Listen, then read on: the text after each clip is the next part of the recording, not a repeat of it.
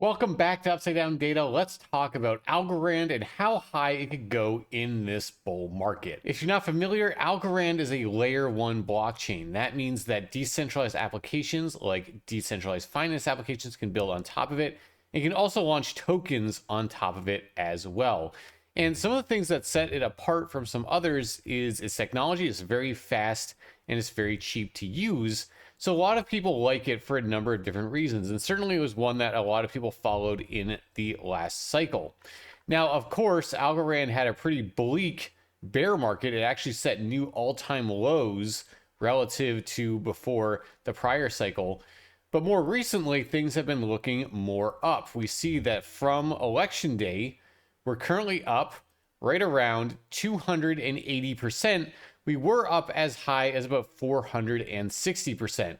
Quite nice indeed. So now the question is, how high could we go in this bull market? How much further could Algorand run? So I want to use a simulation-based approach to help us get at this answer. I want to leverage knowledge that we have about how the market has valued Algorand relative to Bitcoin in prior cycles, specifically the value of Algorand's market cap, which is its price multiplied by its circulating supply, relative to Bitcoin's market cap. The reason why we care about market cap is it takes into account the fact that Algorand saw an absolutely massive explosion in its circulating supply over the prior cycle. We went from under $1 billion up to about 6.2 billion by the time this last cycle was over. And so market cap will take that into account. It's basically the price times circulating supply. So basically by increasing circulating supply this much over this cycle, the actual value in terms of market cap for Algorand exploded along with it. So when we actually compare the market cap of Algorand against Bitcoin, that's what you'll see is that Algorand gained massively in overall value relative to Bitcoin because of those massive increases in their circulating supply, as well as the increases in price. Both those things going together to make it really shoot up in its overall valuation relative to Bitcoin on a market cap standing. So the idea here is that we know in the last cycle how the market has valued Algorand versus Bitcoin, that it actually had a pretty dynamic repricing as circulating supply increased, but generally in this kind of ballpark that we see right here.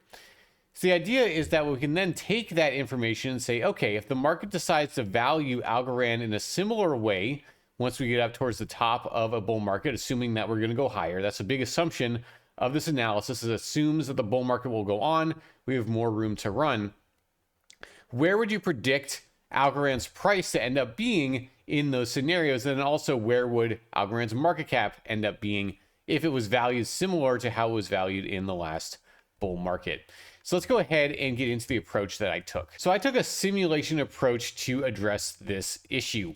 So basically what I said is that I don't know what the exact scenario would be in the future. I don't know exactly how the market's going to value Algorand relative to Bitcoin. I don't know exactly how high Bitcoin's going to go, so on and so forth.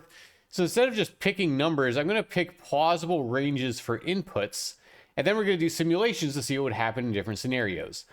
So basically, we're going to pick plausible ranges, like, for example, Bitcoin's market cap, and we're going to say that's going to fall somewhere between its current all-time high market cap and 7 trillion, which would be about 350K for Bitcoin. So again, assumption that we're going higher, somewhere in this range is where market cap for Bitcoin will peak out.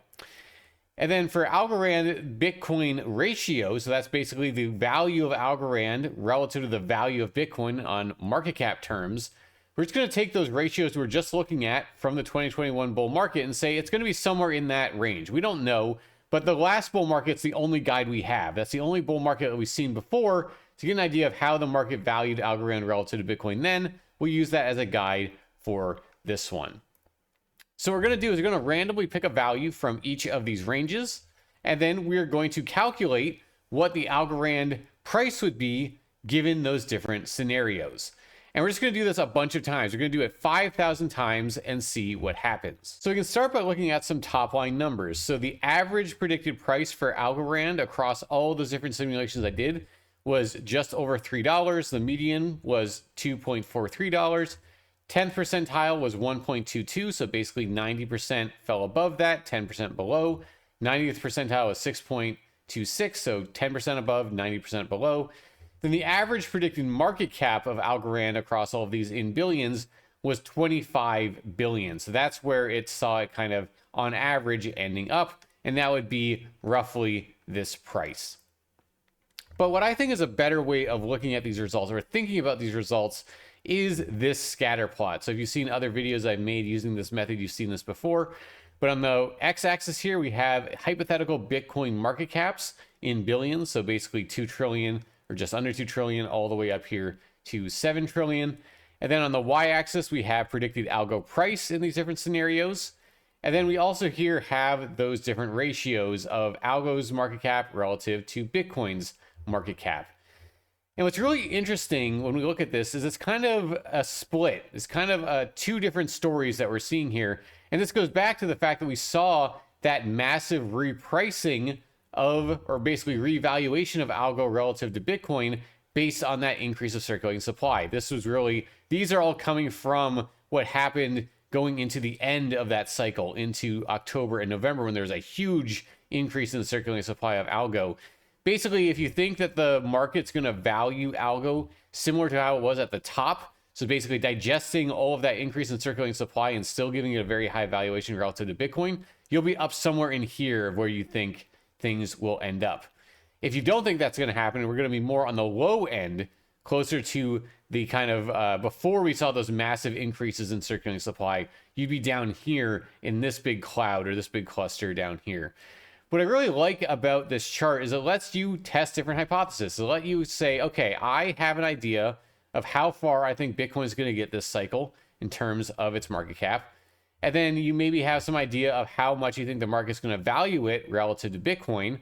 Then you can say, all right, based on those beliefs or based on that hypothesis, I can just go find that value, find the simulations in that area and just say, okay, where do they end up? What was the predicted algo price at those different inputs?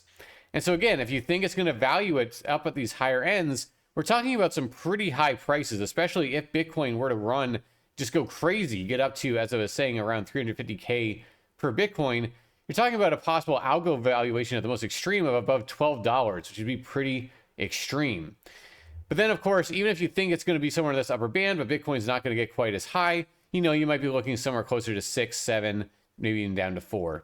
But if you don't think that's going to happen, you think that it's going to be kind of on the lower end of how the market valued algo relative to Bitcoin last cycle, then you're kind of looking at somewhere in the $1 to $2, maybe getting up towards 3 if Bitcoin really goes crazy. So obviously this is not financial advice. You should make your own opinions. What I like about this is it gives us goalposts. It gives us an idea of what is realistic under different scenarios.